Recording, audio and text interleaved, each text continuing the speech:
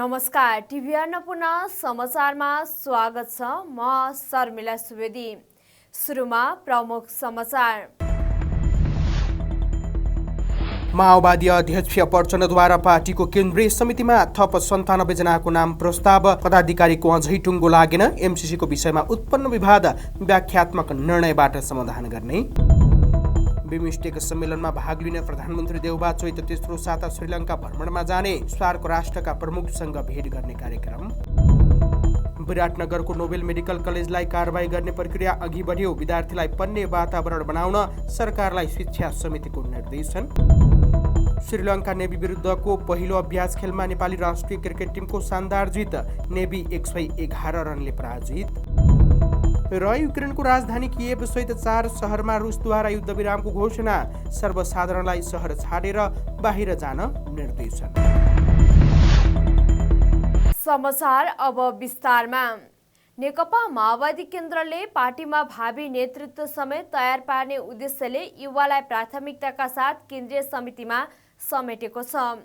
काठमाडौँमा जारी केन्द्रीय समितिको बैठकमा माओवादीले विद्यार्थी संगठनका पूर्व अध्यक्ष तथा सहायक संगठन वाइसिएल नेपालका अध्यक्ष लगायत युवालाई केन्द्रीय समितिमा ल्याएको हो। नेकपा माओवादी केन्द्रका अध्यक्ष पुष्पकमल दाहाल प्रचण्डले पार्टीमा युवा प्रौढ र वृद्ध तिनै उमेर समूहको उचित प्रतिनिधित्व गराउने लक्ष्यका साथ युवालाई विशेष भूमिका दिएको जानकारी गराएका थिए। अखिल क्रान्तिकारीका 6 जना पूर्व अध्यक्ष केन्द्रीय समितिमा अटाएका छन्। गत पुसमा सम्पन्न 8औं महाधिवेशनमा मनोनित हुन बाँकी केन्द्रीय सदस्य मध्ये आज 97 जनाको नाम प्रस्ताव गरिएको थियो। केन्द्रीय समितिमा अटाएका युवा नेतामा सुरेन्द्र बस्नेत, तिलकराज भण्डारी, उत्तम अधिकारी, दीपक देवकोटा, विजय गौतम, रञ्जित तामाङ रहेका छन्। यस्तै रमेश मल्ल, नरेन्द्र नेउपाने, रत्न ढकाल र सन्तोष विष्टलाई पनि केन्द्रीय सदस्यमा मनोनयन गरिएको छ। यस्तै शैलेन्द्र घिमिरे, दीपक कोइराला, इन्द्र गोतामे, सुदीप कुँवर र सूर्यमान दोङ पनि केन्द्रीय समितिमा समेटिएका छन्। शङ्कर दुलाल, ठाकुर बिक, तेजबहादुर मिजार, गणेन्द्र बराइली र पदम बहादुर केन्द्रीय सदस्य बनेका छन्। केन्द्रीय समिति बैठकबाट खुल्लातर्फ 55 र समानुपातिकतर्फ 42 जना गरी 97 जना केन्द्रीय सदस्य थप गरिएको थियो। चण्डले प्रस्ताव गरिएको केन्द्रीय सदस्यको नामावलीमा विवाद समेत उत्पन्न भएको छ। प्रधानमन्त्री शेरबहादुर देउवाले आगामी चैत 16 गते श्रीलङ्काको भ्रमण गर्ने भएका छन्। श्रीलङ्काले चैत 16 गतेबाट आयोजना गर्ने बहुक्षेत्रीय प्राविधिक तथा आर्थिक सहयोगका लागि बङ्गालको खाडीको प्रयास बिमस्टेकको 5औं शिखर सम्मेलनमा सहभागी हुन जाने भएका हुन्। प्रधानमन्त्री देउबा श्रीलङ्का जान लागेका हुन्। बिमस्टेकको 4औं सम्मेलन सन् 2018 मा काठमाडौँमा भएको थियो। बिमस्टेकमा नेपाल, भारत, श्रीलङ्का, भुटान, बङ्गलादेश, थाइल्यान्ड र म्यानमार गरी 7 राष्ट्र सदस्य रहेका छन्। सदस्यमा 7वटै देशका राष्ट्र तथा सरकार प्रमुख सहभागी हुने बताइएको छ। यस्तै परराष्ट्र मन्त्री डाक्टर नारायण खड्काले नेपालमा विदेशी मुलुकबाट उच्च स्तरीय भ्रमण हुन लागेको बताएका छन्। आज परराष्ट्र मन्त्रालयमा आयोजित पत्रकार सम्मेलनमा उनले उच्च स्तरीय भ्रमण हुन लागेको जानकारी गराएका हुन्। यद्यपि उनले कसको भ्रमण हुन लागेको भन्ने बारे खुलाएका छैनन्। मन्त्री खड्काले अहिलेको सरकार बनेपछि नेपाललाई हेर्ने दृष्टिकोणमा सकारात्मक परिवर्तन आएको पनि दाबी गरेका छन्। संयुक्त राष्ट्रसङ्घमा नेपालको उपस्थिति बलियो हुँदै गएको पनि मन्त्री खड्काले दाबी गरे। यसमा केही उठेका विषयहरू जुन छन् त्यो उठेका विषयहरूलाई हामीहरू चाहिँ जब वार्ताको वातावरण बन्छ त्यो बेलामा केही कुराहरू यसमा उठेका विषयहरूमा छलफलमा ल्याउने प्रयासमा हामी छौँ। अब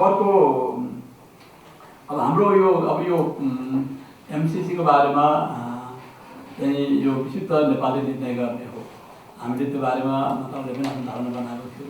सर्वोच्च संसद प्रतिनिधि सभा नै सार्वभौम छ, जनताको सार्वभौम प्रतिनिधि भएको हुनाले संसद प्रतिनिधि सभाले नै यसको निर्णय गर्छ, जे गर्छ हामीले भनेका थियौँ।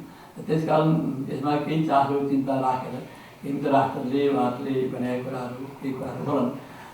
तर पनि के छ भनेदेखि नेपाली जनताले को प्रतिनिधि थोरले निर्णय गरेको हुनाले र उहाँहरूका पनि बेला मौकामा यो नेपालले आफूले निर्णय गर्ने कुरा हो, कहाँबाट कसले कुन सहयोग लिने भन्ने कुराहरू भनेर पनि भन्ने खालका पनि विचारहरू आएका छन्। त्यस कारण मलाई लाग्छ अब यो सहज रूपमा समझदारीका साथ अगाडि बढाउने बढ्छ अनि बढाउँछ। त्यस्तै 533 नेपालीलाई सुरक्षित रूपमा युक्रेनबाट अन्य देशमा पठाइएको खड्काले जानकारी गराएका छन्। सिंहदरबारभित्र सेनाको चण्डी दल गणको लागि भवन निर्माण हुने भएको छ। सोमबार सिंहदरबारमा शहरी विकास मन्त्री रामकुमारी झाँक्रीले भवन निर्माण कार्यक्रमको शिलान्यास गरेकी हुन्। भवन निर्माणको अनुमानित लागत रकम 65 करोड 95 लाख रहेको शहरी विकास भवन निर्माण विभागले जनाएको छ। कार्यक्रममा मन्त्री झाँक्रीले तोकिएको समयभित्र भवन निर्माण हुने विश्वास व्यक्त गरेकी छिन्। सेनाका लागि अर्को भवन निर्माण गर्ने कामलाई पनि सुरु गर्ने उनको भनाइ छ। उनले भवन निर्माणमा ढिलाइ भए कार्यक्षमतामाथि नै प्रश्न उठ्ने भएकाले जिम्मेवारीपूर्वक काम गर्न निर्देशन समेत दिएकी छन्।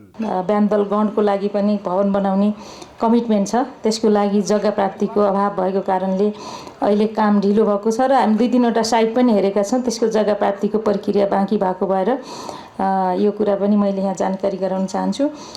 यदि सिंहदरबारभित्र सबै क्रस कटिङ इन्टिटीहरू एकै ठाउँ भएको आयोजना पनि ढिलो ढालो भयो भने हाम्रो क्षमतामाथि हाम्रो पर्फर्मेन्समाथि चाहिँ प्रश्न उठ्नेछ।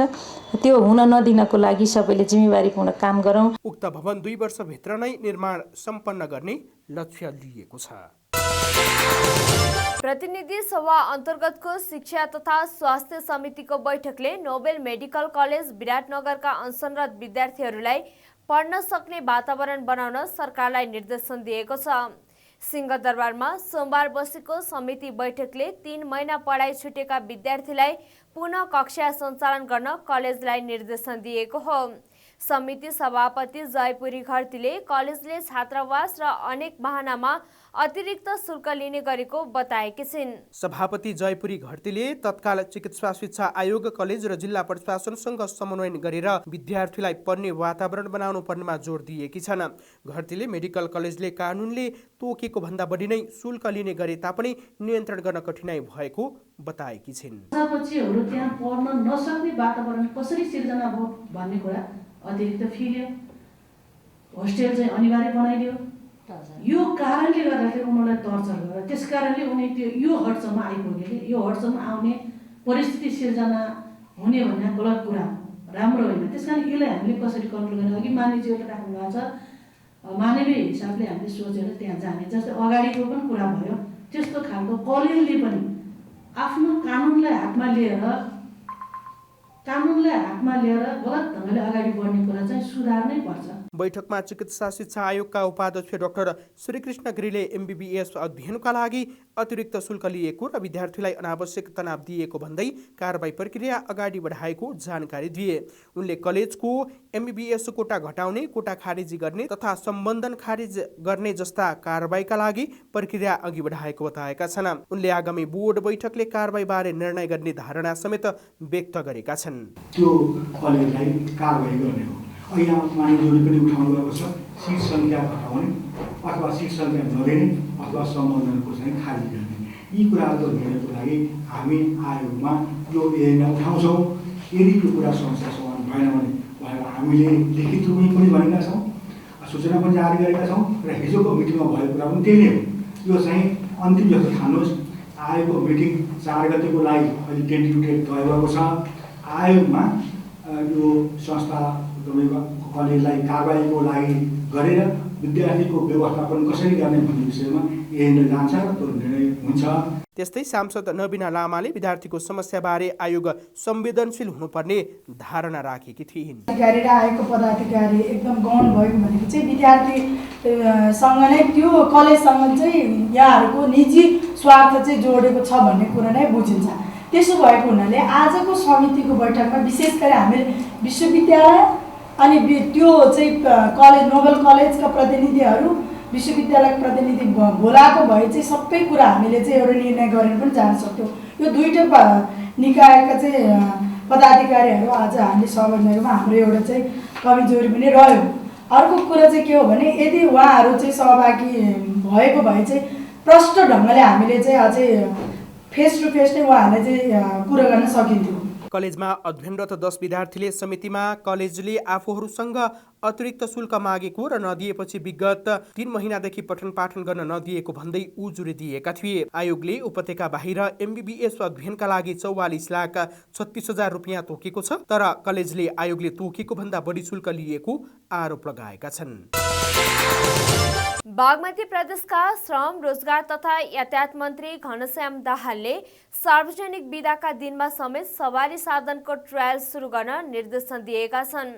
यातायात व्यवस्था कार्यालय सवारी चालक अनुमति पत्र बागमती एकान्त कुना ललितपुरको बारेमा गुनासो आएपछि सोमबार स्थलगत अनुगमन र कर्मचारीसँग छलफल गर्दै मन्त्री दाहालले जनताका गुनासो धेरै आएको भन्दै बिदामा समेत ट्रायल सुरु गर्न निर्देशन दिएका हुन्।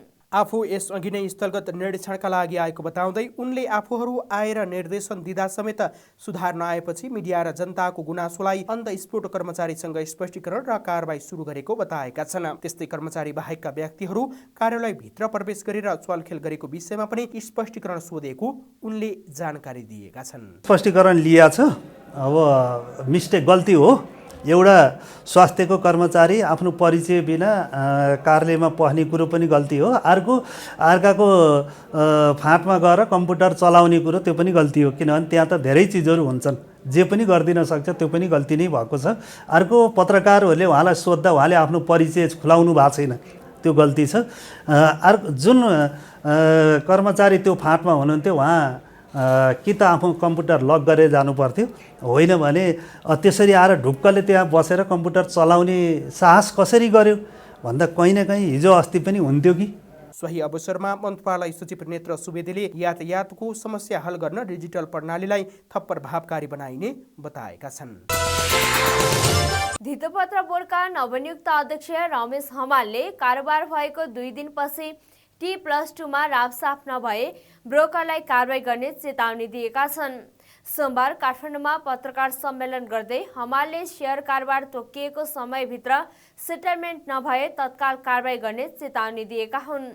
उनले अब साना लगानीकर्ता ठगिने अवस्था आउन नहुने भन्दै लगानीकर्ताले दिएको रकम ब्रोकरले अन्त्य लगानी गर्न नहुने पनि स्पष्ट पारेका छन्। हमालले बुक बिल्डिङ विधि मार्फत आइपिओ जारी गर्ने अन्तर्राष्ट्रिय अभ्यास रहेको भन्दै नेपालमा पनि यसलाई प्रभावकारी कार्यान्वयन गर्ने बताएका छन्। हमालले आफूहरूले लगानीकर्ताको गुनासो सुन्ने एप छिट्टै बनाउने जानकारी दिए। पत्रकार सम्मेलनमा उनले आफ्नो लामो अनुभवका आधारमा धितोपत्र बजारको विकास र विस्तारमा आफ्नो कार्यकाल सफल बनाउने आश्वासन दिएका छन्।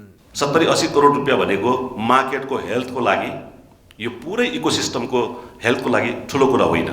नेपाल सरकारसँग सहकार्य गर्न सकिन्छ, त्यो आवश्यकता छ भने ल्याउन सकिन्छ, ल्याउनु पनि पर्छ।